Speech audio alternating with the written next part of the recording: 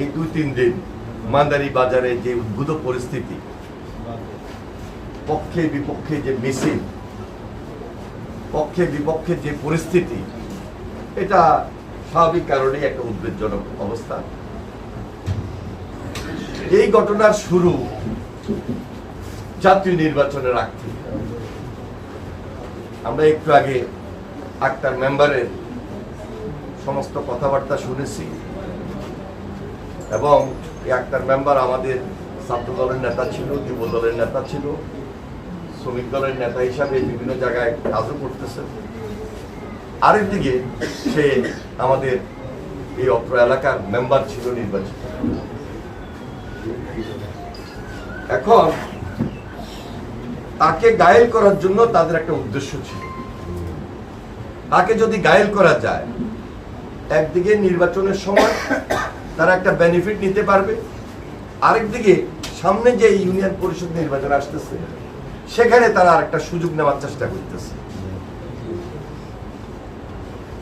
আমরা তো সব কিছু বিচার বিশ্লেষণ করে দেখলাম যে এখানে প্রতিপক্ষ হিসাবে যারা গতকালকে সকালবেলায় মিছিল করেছেন,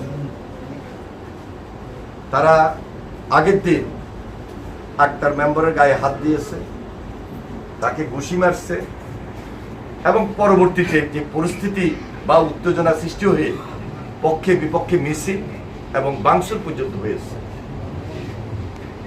আজকেও সাংবাদিক সম্মেলন হয়েছে, গতকালকেও সাংবাদিক সম্মেলন ওনারা করছেন। সবকিছু ভুলে এখানে ওনাদেরকে একটা দায়ী দায়িত্ব নিতে হবে। যারা প্রতিপক্ষ হিসাবে আপনাদের বিরুদ্ধে অভিযোগ দায়ের করছেন, অরিজিনালি দায়ী দায়িত্ব তাদের উপর বর্তায়। আমি মনে করি এখনো শুভবুদ্ধির উদয় হওয়া উচিত,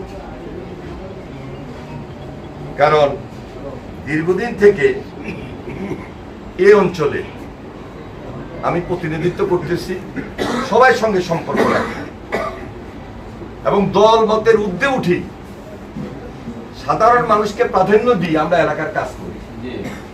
বিচার বিশ্লেষণ বলেন, জনস্বার্থে বলেন, এলাকার যে কোনো কার্যক্রমে বলেন এবং রাজনৈতিক কার্যক্রমেও আমরা কখনো পক্ষ অবলম্বন করে আমি কাউকে ফেভার করতে হবে বা আমার দলকে ফেভার করতে হবে এই দিকে আমি কখনো আমাদের কাউকে উৎসাহ দেওয়া অথবা কাউকে প্রশ্রয় দেওয়া এই চিন্তা কখনো করি না।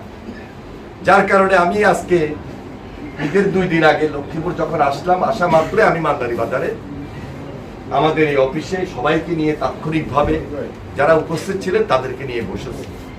বসার পর সর্বপ্রথম আক্তার মেম্বারের কথাগুলো শুনেছি এবং আপনারা সবাই আমার সঙ্গে একমত পোষণ করেছেন যে নির্বাচনের আগ থেকে কে এবং কোথায় কিভাবে আক্তার মেম্বারকে হুমকি ধমকি দিয়েছে এবং রতনপুর মহিলা মাদ্রাসা সেখানে উন্নয়ন কার্যক্রম পরিচালনা করতে গিয়ে সেখানে তার সঙ্গে বাদানুবাদ করেছে এবং একটা জানাজার মধ্যে তার সঙ্গে উচ্চ বাক্য বিনিময় করেছে, তাকে থ্রেট করেছে এবং গত পরশুদিন সরাসরি তার গায়ে আঘাত করেছে, তাকে ধাক্কা দিয়েছে।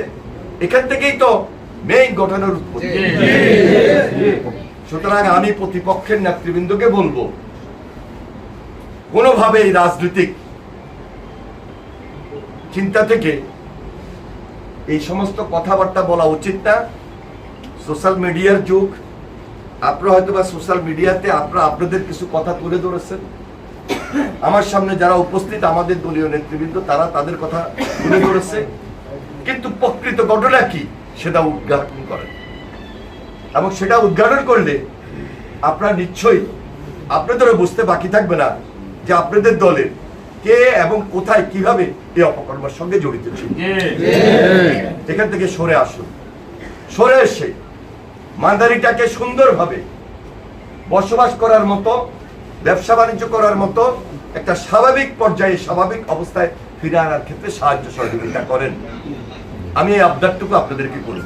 যদি তা না করেন এই দায় দায়িত্ব আপনাদেরকে নিতে হবে, আপনাদেরকে বহন করতে হবে। অতীত যারা বেশি উত্তেজিত ছিল, যারা বেশি এই অপকর্মের সঙ্গে জড়িত ছিল, অস্ত্র দিয়েছিল, অপকর্ম করেছিল, এরা স্বাভাবিকভাবে এই অঞ্চলে স্থায়িত্ব পায় নাই, আপনারাও পাবেন না।